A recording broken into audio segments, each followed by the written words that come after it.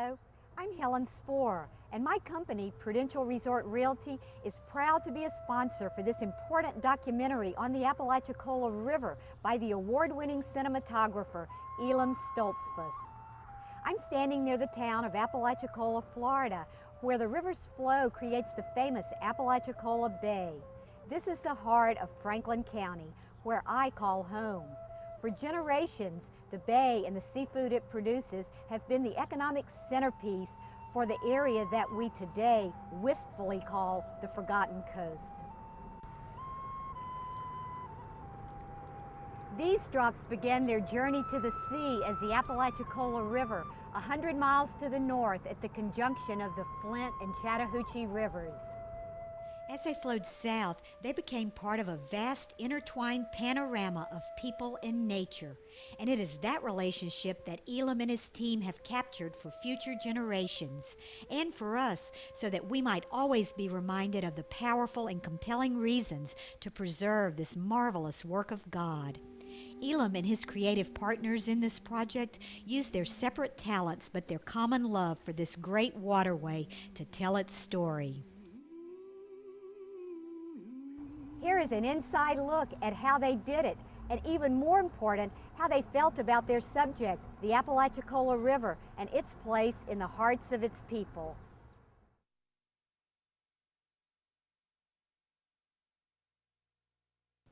The story of the Apalachicola River is one many hoped would one day be told, but the question was always who would tell it and when. In early 2005, cinematographer Elam Stoltzfus set out with his camera in hand and a vision to capture the beauty and the history of the mighty Apalachicola River.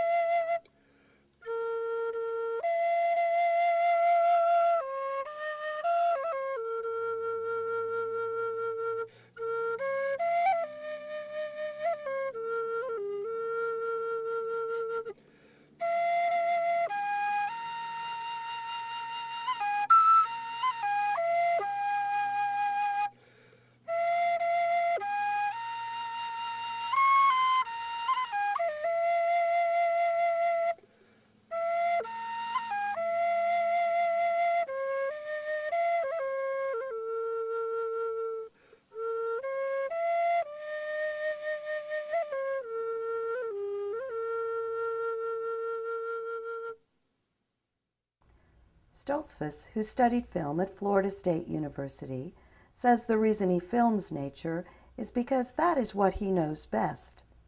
As far as nature, that's what I grew up with. That's what I know the best. And when I started doing photography as a teenager, it was always landscape, nature.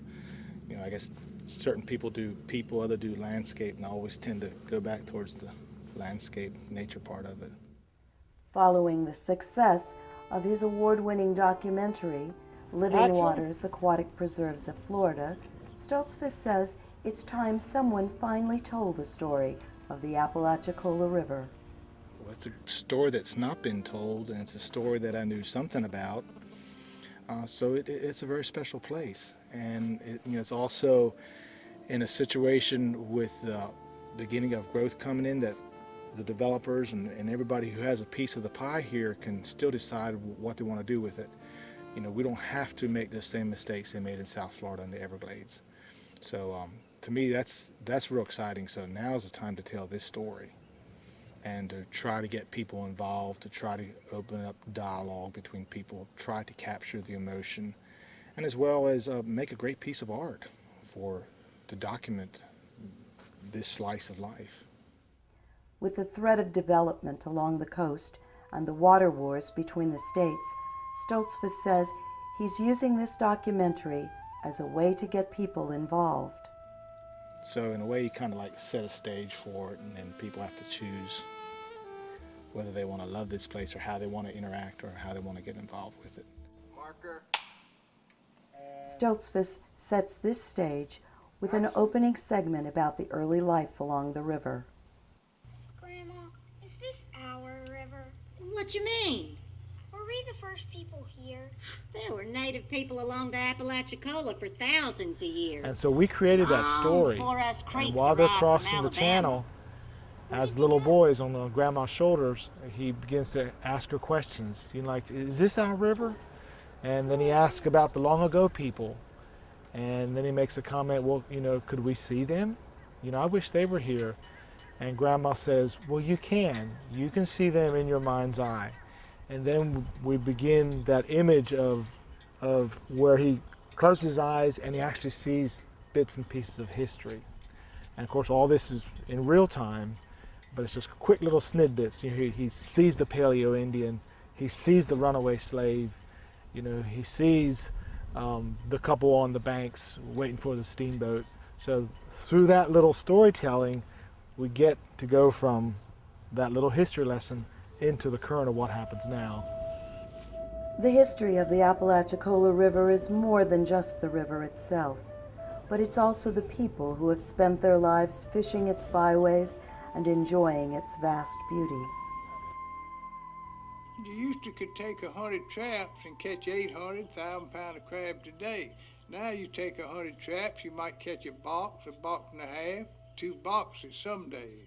That's a big difference. He was telling me about what it used to be like, and how many crabs they used to catch, and how hard it is now compared to what it used to be like. But you know, he represents many people that still try to make a living on the river, and that's what's so cool about that group of people. The last breed of their kind that still go out every day and try to bring in some products to make a living to feed their family. Hurricane Dennis struck Apalachicola in East Point on July 10, 2005. Stoltzfus recalls filming the devastation. Richard Bickle called me and said, you need to get down here because the boats that you filmed the other week are gone. And so it was Monday before I could get down here, but when I got down here, I went out there, and Gene Webb and John Polis, it was their boats and they were sitting out there. It's really a sad story. You know, the investment these people had made, the tool that they used for their livelihood, the thing they loved the most, their boats, they were gone. And you know, it's part of what nature does. Storms, they change our lifestyle, they change our coastline, and nature and weather is larger than we are. Many people joined Stoltzfus as he journeyed the river, but it's those times he traveled alone that he enjoyed the most. When you go out by yourself, it's like, what can I find? What's happening? Oh, what's around the next bend? Oh, look at the light coming in across the corner there, and you set the camera up and you get that. Or you come around the bend and you spy a turtle down around the corner, and so you intentionally try to capture that little moment. So it's really cool being out there by yourself, and you come back refreshed, renewed. It was a great experience. So yeah, I love being out there by myself part of the time, but I like being with other people too. Once again, composer Sammy Tedder is on board with Stoltzfus to capture the sounds and emotions of the river through his music. Tedder, who grew up in North Florida, cites nature as one big inspiration for his music. I feel like my music is always evoking some sort of great outdoor landscape, and plus all my jazz influences, gospel influences, all that is just a part of what makes it work. Tedder sees the compositions for this documentary as majestic landscapes. I usually start out with a low, long tone, like low strings or some kind of low sound that will indicate the ground or the horizon, and then I'll start adding maybe a flute or something like that comes in from higher up and adds a little ornamentation to it, and just build it up from there. Instead of putting his compositions to paper, like many composers, Tedder simply records his songs to disc. I play keyboard or play my flute into a microphone, and I just start playing, and then I go back and listen to them and pick out themes that I really thought were good to use. And sometimes a complete song will come to me, just the whole thing will just happen. I won't really know where it came from or or really won't even realize it's me that's doing it. It just sort of happens. And those are the magic moments.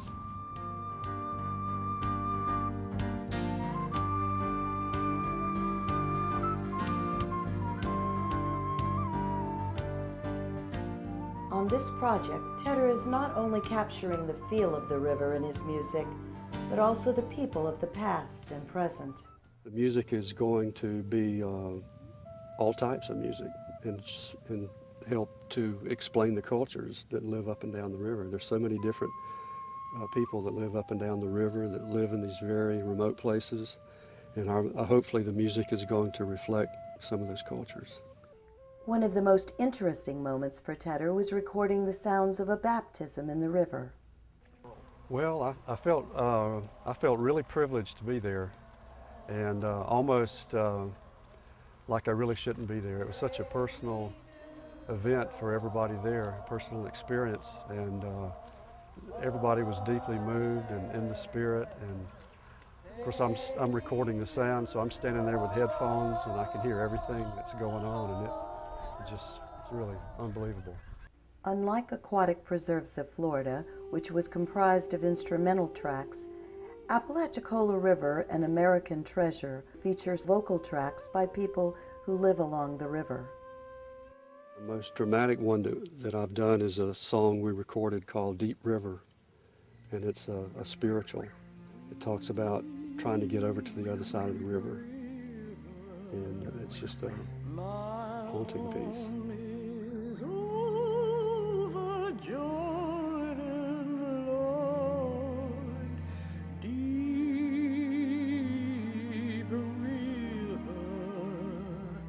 I want to cross over into campground. Tedder, who is also known for his craftsmanship, carved this flute from a rare cane found along the Apalachicola River.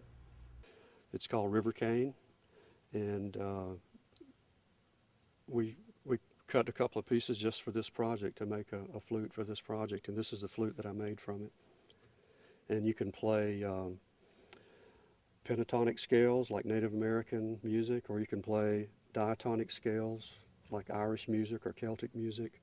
The way I have the holes designed here, it plays like a penny whistle, like an Irish penny whistle.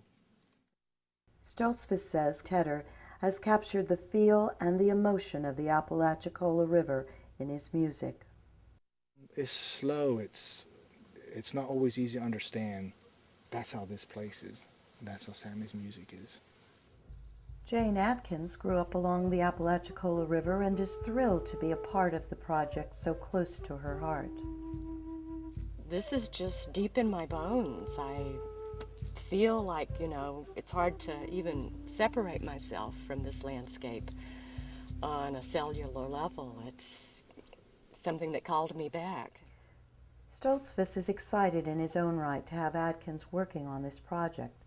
She is an Emmy Award-winning writer who scripted over 300 hours of television in the United States and abroad. Oh, Jane Atkins is the right person to tell this story. I mean, she grew up here, she knows the people, she spent time on the river, back in the swamps as a kid, and she's a very talented writer. I mean, goodness, she's been a part of Emmy-winning shows, she's done the soap opera, done special features, she helped design early characters for movies that we've all watched, and to think that she's from Blountstown and came back here and is really excited about being part of the project. Yeah, she's a great gift. Right person, right time. For Atkins, writing for a documentary is quite different than writing for television.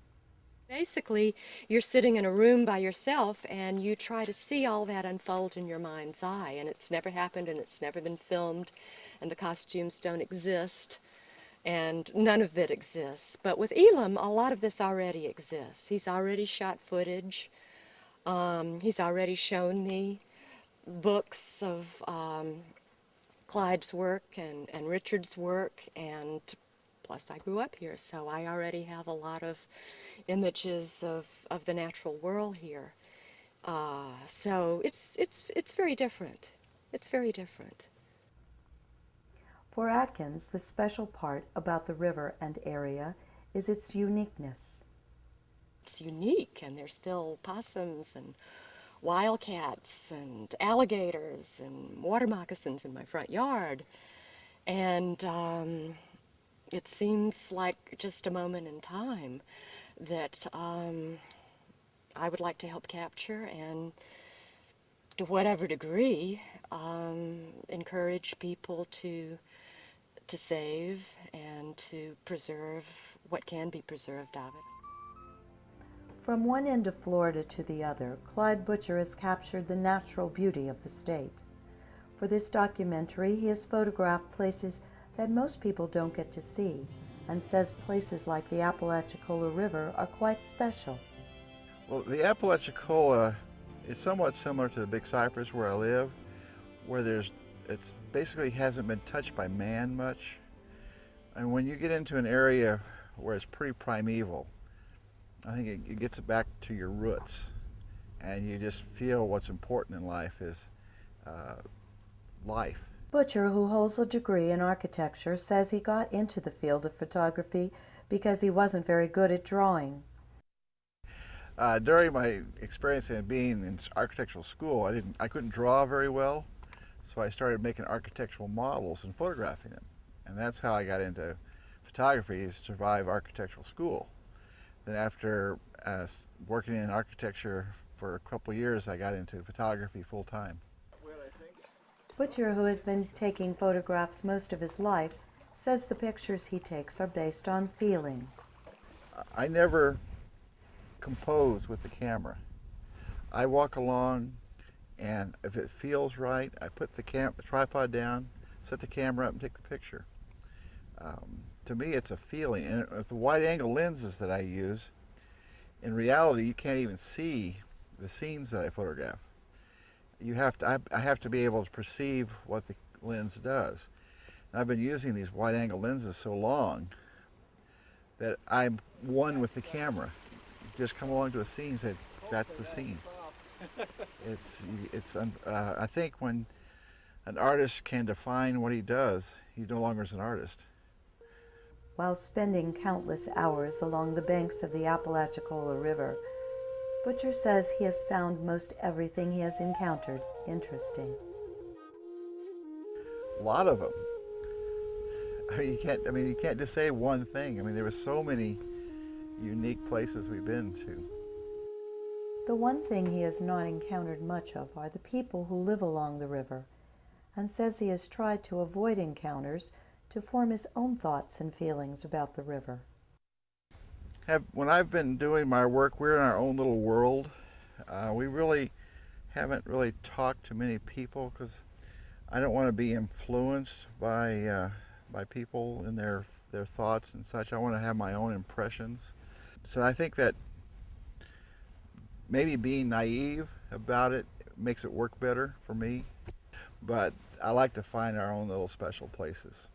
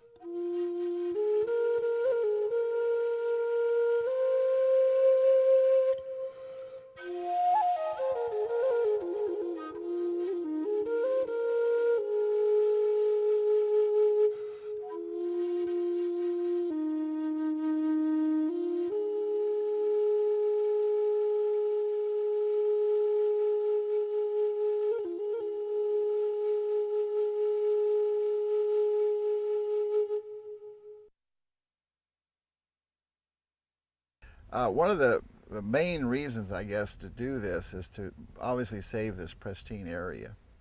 And also to, people have to understand that things north of us, like Georgia, are really impacting the Apalachicola Basin.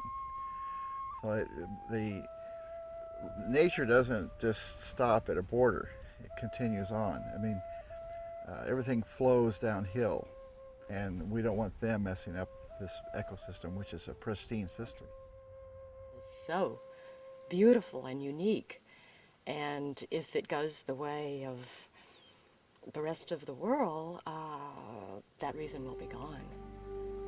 This river is a vast, watery wilderness, and it's sort of, how to describe it, like Garrison Keillor would say, this is the place that time forgot. And it's one of the last places in our continent like this. And time is just looming over the horizon, getting ready to catch up with it. And so we need to take care of it.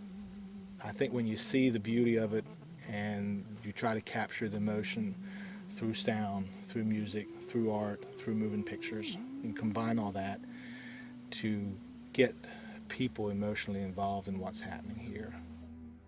They have tried to capture the beauty and the mystery of this special place through their lenses, poignant melodies, and written words. But it is their hope that the sun will always shine on what is, and hopefully will forever be, the mighty Apalachicola River.